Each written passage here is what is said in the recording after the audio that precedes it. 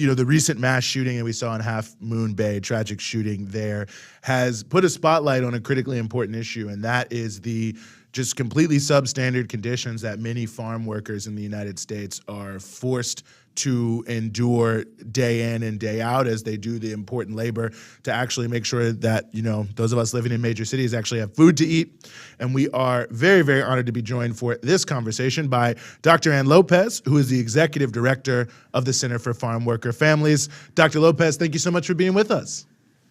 I'm happy to be here. Thank you very much for inviting me. Well, it is really our honor to have you here, and obviously all of us, we hate to see what happened in Half Moon Bay, but it did, I think, open the eyes of a lot of people around the country to, especially the issues of substandard housing for farm workers. And I was just hoping you could talk a little bit about that issue specifically, because I think you have the food on your plate, but you aren't thinking exactly where it comes from. That's right. No, that's absolutely well stated. There is no affordable, decent housing for farm workers that I've discovered. The only exception is in the state's, California's 24 migrant camps, but that housing is only available from usually the 1st of April till the end of November, and then farm workers have to move away. And there was a regulation called the 50-mile regulation where they had to move at least 50 miles in order to come back to the same unit. We got that postponed, but it's due to come back in 2024 in January, and we're working now to get it rescinded completely because there's really no reason for it. I've been asking, what is the purpose of the 50-mile regulation for at least 10 years, and no one's given me an answer. So my conclusion is it's to guarantee the next generation of farm workers, because the children have to go to too many schools and can't be successful academically. So the migrant camps, yes, they have decent, affordable housing, but people have to pick up and move every year. That's one. Another one is Mid-Peninsula Housing Authority, a nonprofit that provides beautiful housing for farm workers. However, to get a unit in their buildings takes being on a waiting list at least from 5 to 7 years. So the majority of farm workers live in really terrible conditions, in my opinion. Oftentimes what I've seen is as many as 19 people crammed into 1,000 square feet. They tell me they have to line up in the morning to use the bathroom. Oftentimes these units are not maintained. They have cockroaches, rats, mold, etc. And so the landlords really have the final say, because if someone complains, they can tell them to leave, and they'll have the unit rented by the afternoon. Housing is so scarce. So we really need a safety net for farm workers, especially with housing. And I think that as the 4th largest economy in the world, we should be able to provide that. I mean, these people live in constant fear of deportation. The majority, in California at least, are undocumented. And one of the places they hide is where they're living. And when they're living in such gross conditions, it's not a very pleasant experience. So you're absolutely right. We're not doing what we need to do as a state to support these people. In fact, I don't think this is any way to treat human beings, frankly. To me, it's a leftover from slavery in the South. And California was destined to be a slave state. However, since it can't be a slave state and needs exploited labor, rather than slavery, we've got agricultural exceptionalism, regulations, laws, policies, et cetera, that keep them trapped and from which escape is nearly impossible, especially carrying the burden of being undocumented. And I frankly don't think that anybody who's worked in the fields weeks, months, or years should be worried about deportation. What would we do without these people? The entire industrial food system is dependent on them. We need transformation. Can you talk a bit more about that? I mean, what you've already described as far as living conditions could go is grotesque. But can you talk a bit about the working conditions that these people have to endure? Yes, basically, what I've discovered is that there are laws on the books, labor laws, to protect farm workers. However, oftentimes they're not enforced. So I'll get calls from the field about how they're spraying pesticides close by farm workers who are working. People are starting to faint, vomit, feeling dizzy, etc. All the symptoms of pesticide poisoning. I call the agricultural commissioner. He sends out a group to investigate at the farm, and the farm workers won't talk because they're afraid of being deported or blacklisted. In the Watsonville area, I've seen a figure as high as 84% of farm workers as undocumented workers. So that's one. Then the UC Davis and the Southern Poverty Law Center did a study and found that 60 to 80% of farm worker women are sexually harassed, groped, or outright raped in the field. And recently I got a call from a woman who had been raped in the field, and it was her hysteria I still am recovering from. And so again, no oversight. This last September, there was, it was 100 to 108 in the hills, and the farm workers begged the supervisor at a farm to let them go because it was too hot. And then they started fainting. And so I got a call about them fainting. See, it's like they're not considered on some level as human beings worthy of dignity and respect, and that needs to change. You know, I'm glad you raised that, because I mean it really does feel that this is like a category of labor that, you know, is exempt from so many different things. And I know that, you know, because of the efforts of farm workers, there's some more protections in California for collective bargaining, but not that much. And we've seen some even further erosions of that, you know, heat standards, all these things. I mean, it just feels that there is exactly what you said, that to some degree we've created this, I don't even want to call it second-class citizenship because it feels worse than that, for farm workers that we've normalized. Yeah, yes, we've normalized it. It's exactly the same thing. There are 3 schools in the Watsonville area surrounded by fields that are regularly sprayed by Telone 1,3-dichloropropene.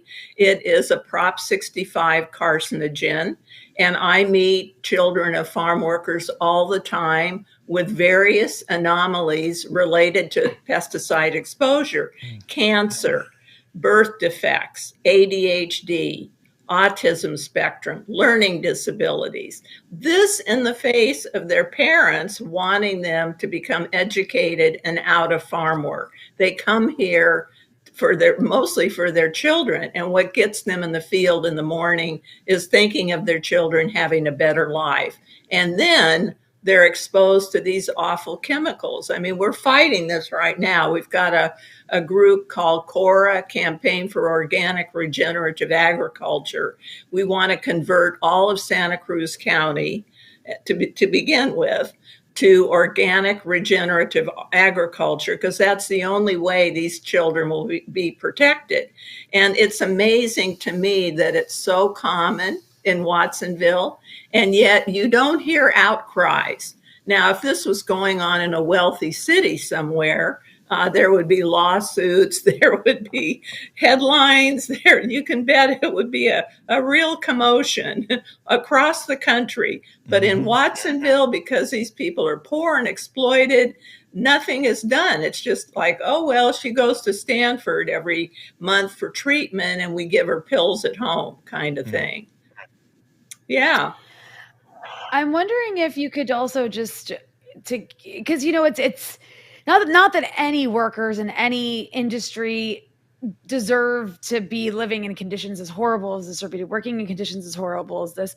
But of course, the great irony here is that the work these people are doing feeds the country. Can you The talk a little bit country. about, yeah, can you talk a bit about what that actually like what is it that these people are doing that we should be thinking about when we're eating or buying food, for example? Well, they're doing backbreaking labor. In the past, about 10 years ago, the average life expectancy of a farm worker was 49 years. Now, if you compare that to people in other sectors, you can see that's quite diminished.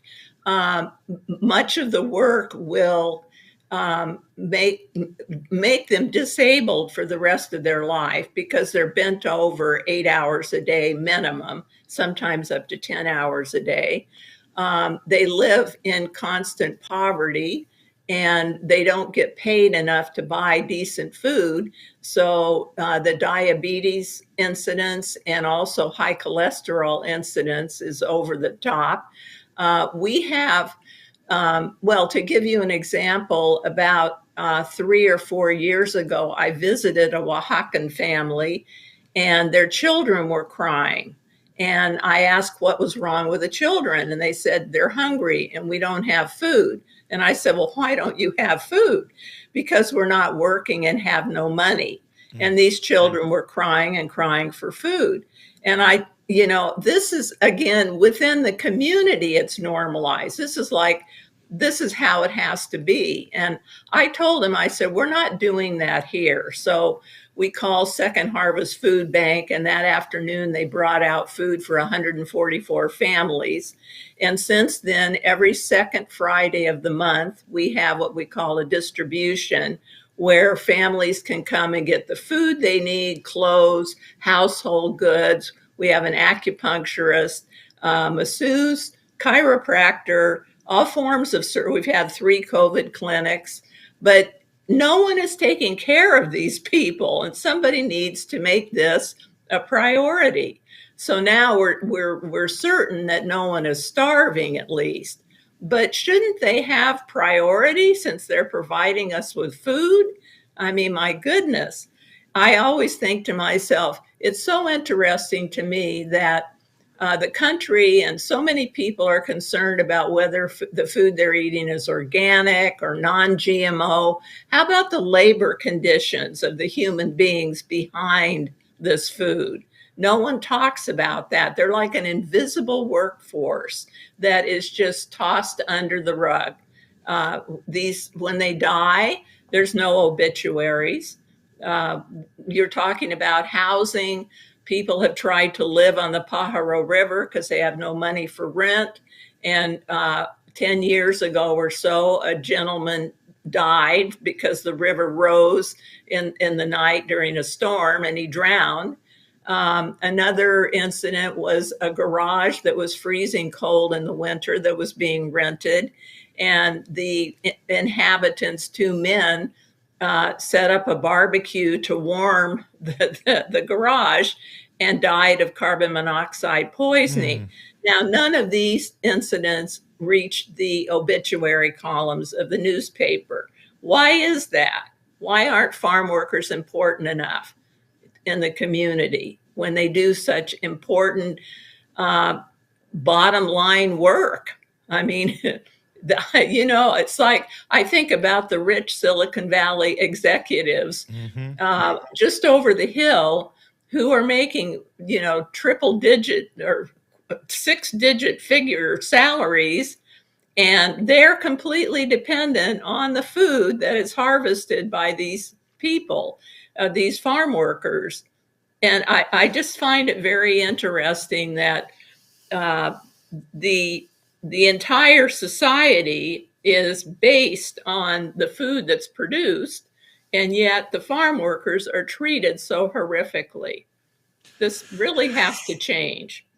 And it raises such a good point in a way. I mean, because I think, for a lot of us, we've been seeing, in this crisis of inflation, I mean, the cost of food is just skyrocketing. So obviously, these big agribusiness companies just have to be making huge sums of money, which, I mean, regardless, this would be horrible, but it feels like such a glaring difference between what is obviously going to these big companies and, how it's not trickling down in any way, shape, or form to the farm workers.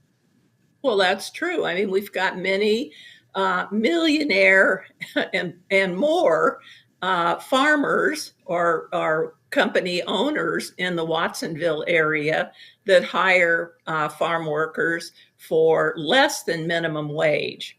And I should mention that wage theft is common.